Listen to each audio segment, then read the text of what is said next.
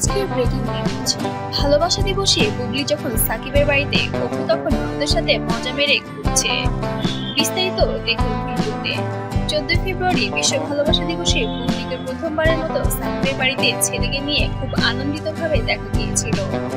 যে কারণে প্রশ্ন উঠেছিল অপুকে কেন দেখা গেল না, কিন্তু অপু তখন কোনো সাড়া না দিলেও আজ তার ইউটিউব চ্যানেলে একটি ভিডিও শেয়ার করেছেন, যা দেখে অনেকে বলেছে সতীনের সাথে টেক্কা দিয়ে ননদকে নিয়ে ভালোবাসা দিবস উদযাপন করছে অপু বিশ্বাস।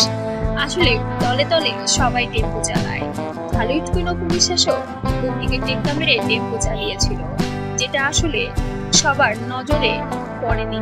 তবে অপু বিশ্বাস জ্বলে যেয়ে যেন সবার নজরে পড়ার জন্য এবং সারা বিশ্বের নজরে পড়ার জন্য তার ইউটিউব চ্যানেলে ভাইরাল করেছে, যেখানে অপু বিশ্বাসের ইউটিউব চ্যানেল মিলিয়নিয়ার হয়েছে, যেখানে একটি ভিডিও বার্তা দেওয়া মাত্র সারা বিশ্ব দেখতে পারবে।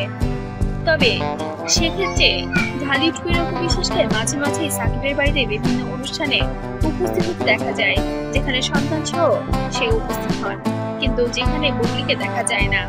বিগত 3 বছর হলো বুবলিকে সাকিবের কোনো পরিবার বা পারিবারিক প্রোগ্রাম বা তার পরিবারের আশেপাশে কোথাও দেখা যায়নি।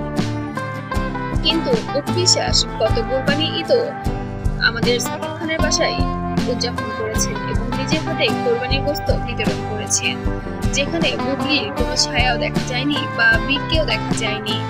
এতে স্পষ্ট বোঝা যায় যে সাকিব অপু সম্পর্কটা মধুর হলেও বুবলির সাথে সাকিবের সম্পর্কটা খুব একটা মধুর যাচ্ছে না, টানপোড়েনের মাঝখান দিয়েই চলছে। তবে এইসব টানপোড়েনের মাঝখানে যেন বুবলির এখন খারাপ সময়টাই কাটছে।